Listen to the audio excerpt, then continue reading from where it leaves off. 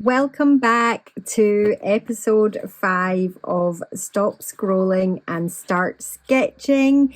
If you have ever felt too scared to start painting, then this is absolutely the perfect place for you. Today we are going to fill our sketchbooks with a wonderful, bright, colourful page, and we are going to pick up the paints, take away the scariness, and get going creating something fun, relaxed, and easy. So find some painting supplies. I'm going to be using my favourite Winsor Newton Galleria acrylics, but you can also just dig out any old watercolour set or kids painting set that you've got lying about the house. That is going to work perfectly well too. We are going to need just a black pen, and we might use some acrylic markers, or again any other felt tip pens would be great for this. So get cozy, grab a cuppa, and let's make something magical. I have got my acrylic paints squidged out in little blobs, and we are also going to need some clean water. So you can have a little pot of clean water, a little glass or something like that. I'm just going to squeeze a little bit of clean water out there. What we want is very, very runny paints. So if you're using watercolors, you can just spray the tops of your paints with lots of water and make a big puddle of water in those wells of paints, so that you can just dip your paintbrush in there and get a really nice watery effect. If you're using acrylics, we're just going to be adding lots of water to our acrylics. So we're going to just thin them down by adding lots and lots of water. And then we're just going to start by adding some random blobs. So try not overthink it. Don't worry about placement. Just splodge it on, lots of water, lots of paint. You can put on thicker layers where we add more paint to the water, or you can keep it nice and thin and light by adding less paint and having more water. So the more water you add, the thinner and lighter it's gonna be. So make sure you keep adding lots of water to your paint. This is just fun. You can be really relaxed. We kind of want bits of our paints to cross over and blend. This is real fun. This is like using our acrylic paints almost as if they're watercolors, which is why this works as well if you just have some kiddies paints lying about, some poster paints, or some sort of kids acrylic paints or kids watercolor paints. This is going to work as well. So we're just splodging on lots of very watery color. I'm cleaning my brush off in between my colors, and I'm just going in with yet more water so I can do all of my shades of color here. We're going to go in with the blue next. Let's get a little puddle of blue, and don't worry if we end up mixing with a bit of purple, that's all good. So nice and watery, getting that blue in the gaps. Again, I'm trying not to think about too much about where the paint lands. I'm not trying to create anything in particular. I'm leaving a little bit of space down here, but other than that, I'm just going in with lots of splodges of this paint. And lastly, we are going to add a bit of green into this, and let's see how it goes. Few little pops of green. You can see I'm just tapping the brush onto the page, not worrying too much.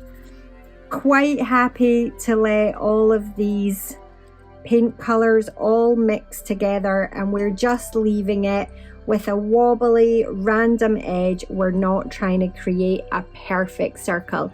I'm going to try and fill 2 pages today, so I'm going to do similar over here but just make it a little bit different, and then we will come back and move on to stage 2. So I've just created the same thing over here. I just went a little bit less water this time and a little bit more paint just so we can see the difference.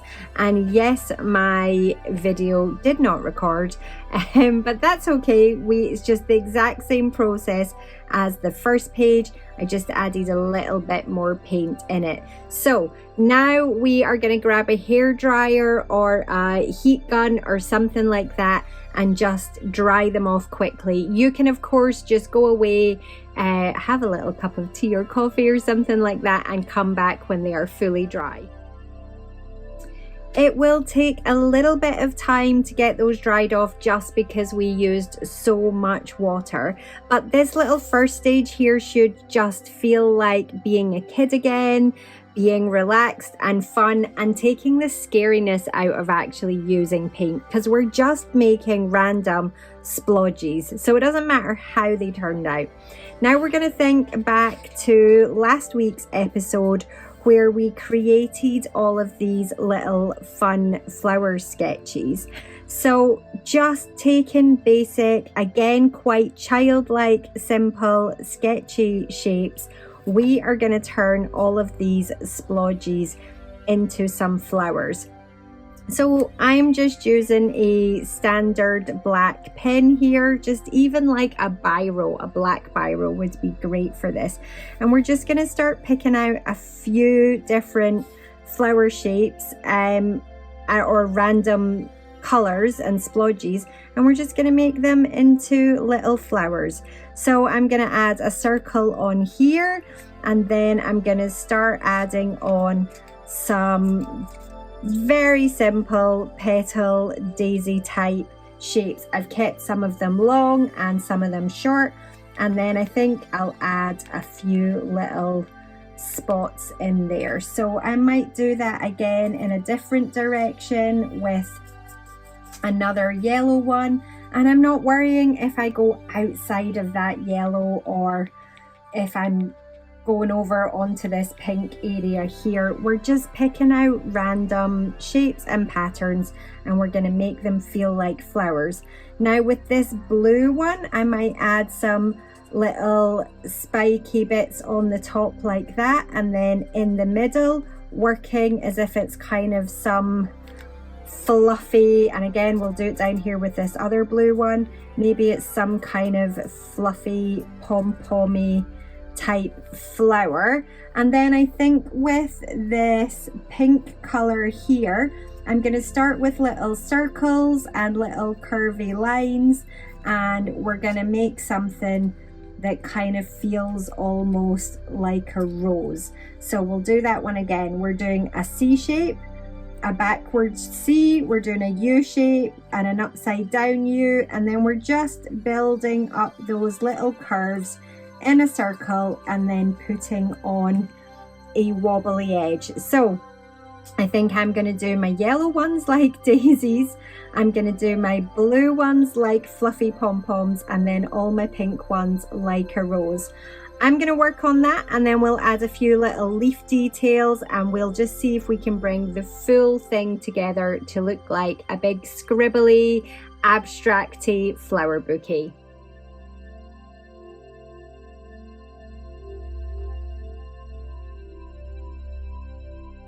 So I've just filled in all of these. I have done my yellow ones in kind of a daisy shape, and I have done my pink ones in kind of a rose shape, and I guess my blue ones are in that kind of cornflower fluffy kind of clover type shape.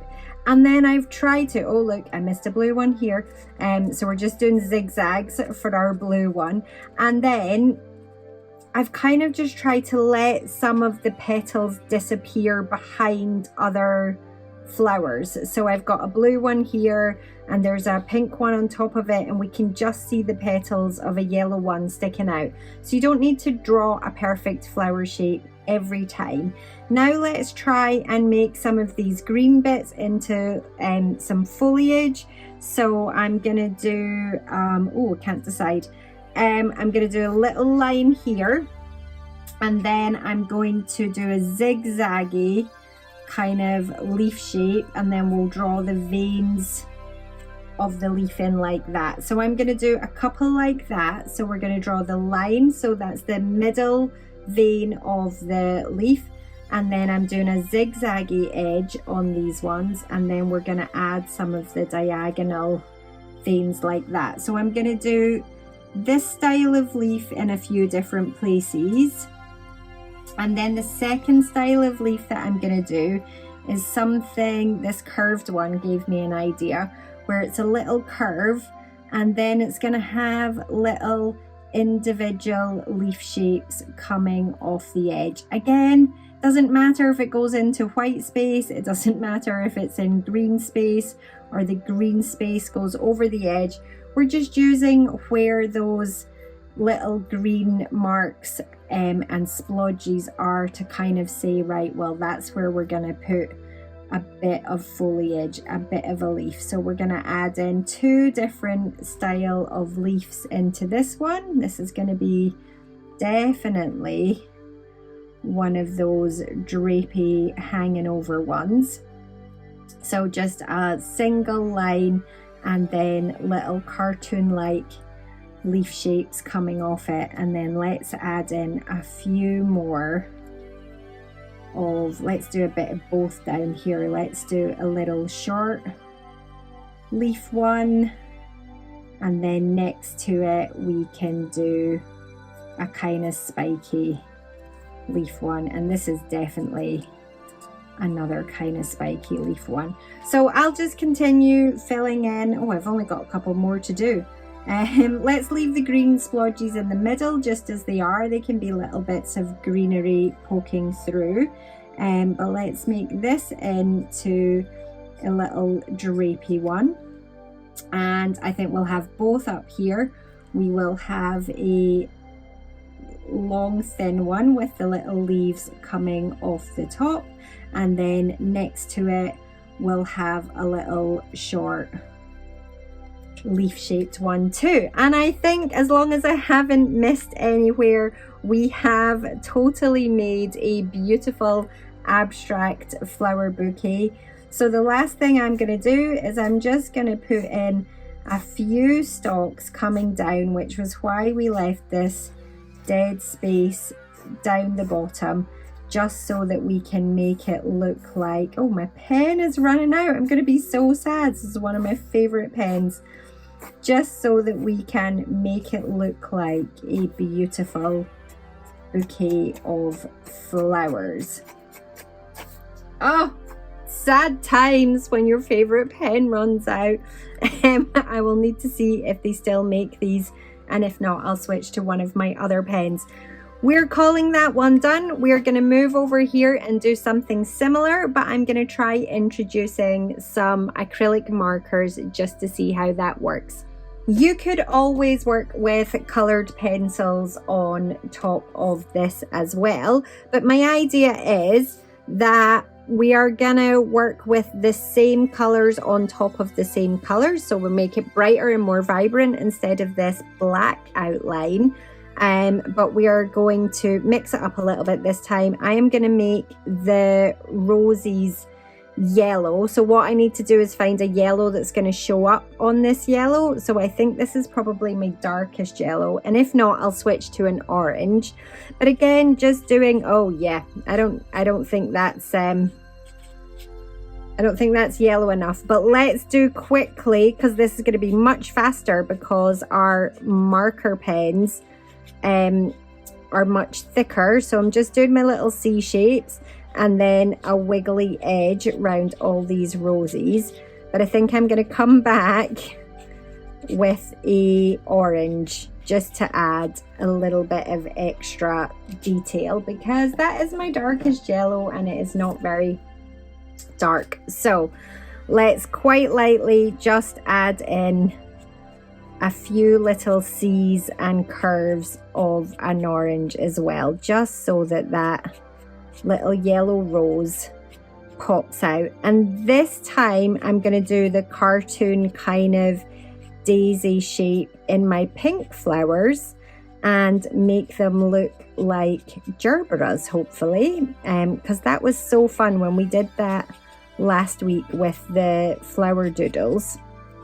Hopefully that orange has helped pick that out. Now we're going to go for a really dark pink. It's almost a kind of purpley tone, and we're going to just do that cartoon childlike kind of daisy traditional flower shape. But again, you can keep some shorter, you can have some petals almost just disappear into the other flowers. You don't need to make a perfect clock shape of petals every time, but it's fun to do it occasionally. And then it's okay as well to kind of do like half ones where maybe you can only see some of the petals. So just try and let the petals disappear into the background of other flowers. I think it might be quite nice to go in with a paler pink into that as well, just to give them a kind of second layer of depth, since we did the yellow and the orange on the yellow roses. But you can see how fast I'm working. I'm just scribbling, we're just building it up. We might still go in with a little bit more detail because I love how these black outlines look. I think they just look fantastic.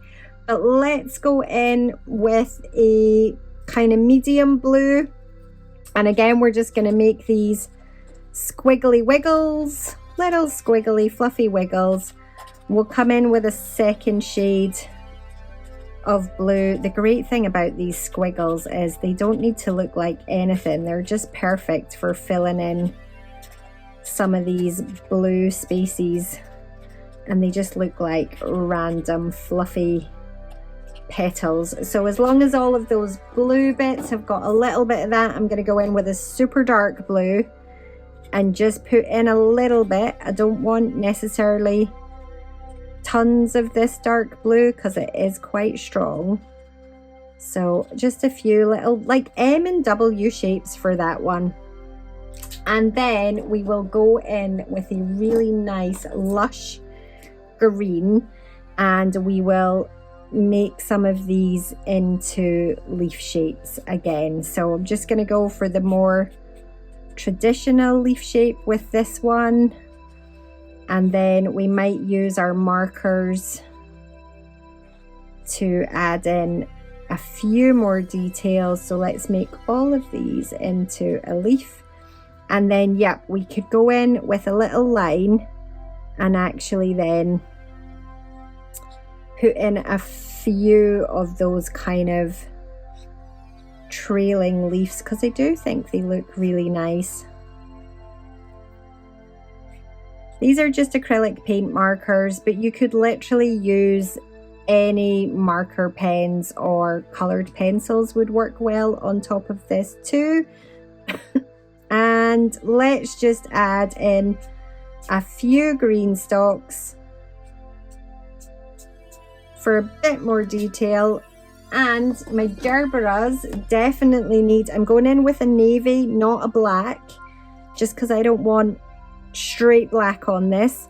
And we're gonna spot in the center of these gerberas, and I might go back in with